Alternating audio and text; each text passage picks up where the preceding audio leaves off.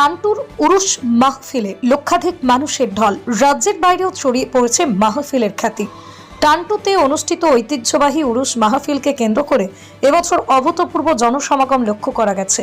উরুস মাহফিলে অংশ নিতে লক্ষাধিক মানুষের ঢল নামে, যা পুরো এলাকা উৎসব মুখর করে তোলে। শুধু অসমের বিভিন্ন জেলা থেকেই নয়, রাজ্যের বাইরে থেকেও বিপুল সংখ্যক মানুষ টানটুর উরুস মাহফিলে ছুটে আসেন। ধর্মপ্রাণ মানুষের উপস্থিতিতে মাহফিল প্রাঙ্গণ ছাড়াও আশপাশের বিস্তীর্ণ এলাকা জনসমুদ্রে পরিণত হয়। উরুস মাহফিলকে কেন্দ্র করে স্থানীয় অর্থনীতিতেও চাঙ্গা ভাব লক্ষ্য করা গেছে। রাজ্যের বাইরে থেকে আগত ব্যবসায়ীরাও বিভিন্ন পণ্য নিয়ে পসরা বসান। খাবার, ধর্মীয় সামগ্রী সহ নানা ধরনের দোকানে ছিল ক্রেতাদের ভিড়। ফলে এই উরুস মাহফিল স্থানীয় ব্যবসা বাণিজ্যে নতুন গতি সঞ্চার করেছে। উরুস মাহফিলে অংশগ্রহণ করে একথা জানান বিশিষ্ট সমাজসেবী হিফজুর রহমান বড়ভূঁইয়া। তিনি বলেন, টানটুর উরুস মাহফিল এখন আর শুধু একটা স্থানীয় ধর্মীয় অনুষ্ঠান নয়, এটা রাজ্য ও রাজ্যের বাইরেও ব্যাপক পরিচিতি লাভ করেছে। মানুষের স্বতঃস্ফূর্ত অংশগ্রহণই তার প্রমাণ। তিনি আরও জানান, এই ধরনের ধর্মীয় সামাজিক অনুষ্ঠান মানুষের মধ্যে সম্প্রীতি, সৌহার্দ্য, ভ্রাতৃত্ববোধ করে তোলে। ভবিষ্যতেও যাতে এই উরুস মাহফিল শান্তিপূর্ণ শৃঙ্খলভাবে অনুষ্ঠিত হয়, সেজন্যই সকলের সহযোগিতা কামনা করেন তিনি। উল্লেখ্য, প্রতি বছরের মতো এবছরও টানটুর উরুস মাহফিল শান্তিপূর্ণ পরিবেশে অনুষ্ঠিত হচ্ছে এবং আয়োজকদের সার্বিক ব্যবস্থাপনায় আগত ধর্মপ্রাণ মানুষ সন্তোষ প্রকাশ করেছেন। আসসালামু আলাইকুম। আজকে টানটু দরবার শরীফও আজকে বাৎসরিক জলসা। এই জলসায় আপনার বরাকবেলি পুরা আসামের আদার্স আপনার আইমফল, মণিপুর, আগরতলা সব জায়গার থেকে মানুষ আগমন হয়েছে। আপনারা দেখতে পাচ্ছেন আমার পিছনে অনেক মানুষ আছে, প্রায় লক্ষাধিক মানুষ হবে এবং অনেক বিভিন্ন দোকান দেখানো হয়েছে। এখানের মধ্যে দুনিয়া এবং দুনিয়াবি কোরআন হাদিসের আলোচনা হবে এবং এদিকে আপনার দেশের জন্য শান্তির দোয়া কামনা করা হবে। ধন্যবাদ।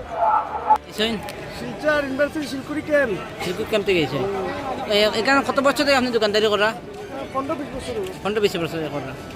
আচ্ছা, এখানে মানুষ কেমন মোটামুটি ভালো? ও, ব্যবসা ভালো হয় না? কয়টার সময় আইসি? সকালে 5টা আইসি। কি নিয়ে আইসি? আচ্ছা, এটা কত সময়?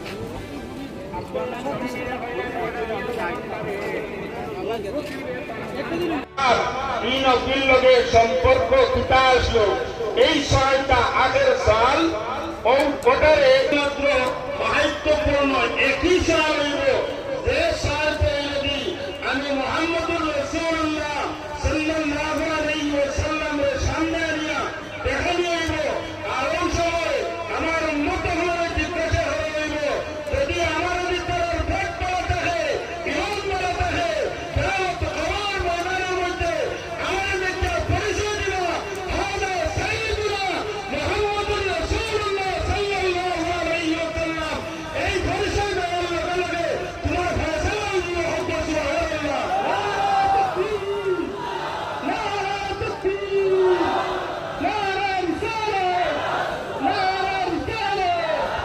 আমরা আহলে সুন্নাত আল্লাহর হাবিব আহমদুল মুজতবা মুহাম্মদ মুস্তাফা সাল্লাল্লাহু আলাইহি ওয়াসাল্লামের সঙ্গে আল্লাহর হাবিব সাল্লাল্লাহু আলাইহি ওয়াসাল্লাম ফরমায়, অদূর ভবিষ্যতে আমার উম্মতের মধ্যে থেকে একজন মানুষ এই জমিনের মধ্যে হুজুর হইল, তার কলিজার মধ্যে পানির পিপাসার মধ্যে আমি নবীর লগে মহব্বত থাকতো।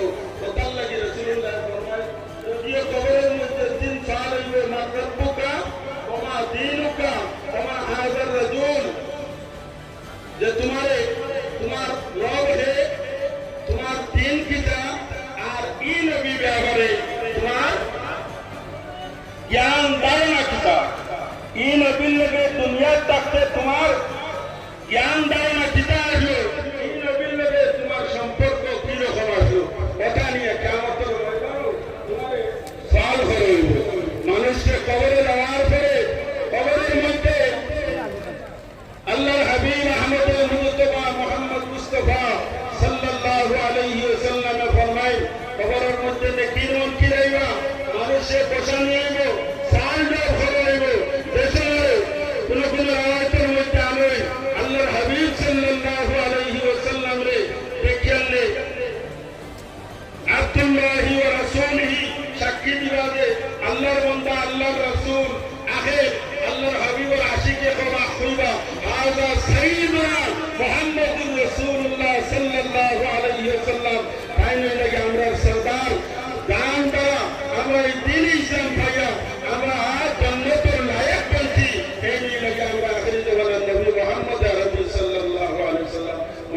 হাজিরিন আমরা এই আকীদা বিশ্বাস সর্বদা প্রাপ্ত আমরা নবীর লোকে প্রেম ভালোবাসা রাসূলুল্লাহ ফরমান দান তাকিয়া আপনারা নবীর লোকে মহব্বত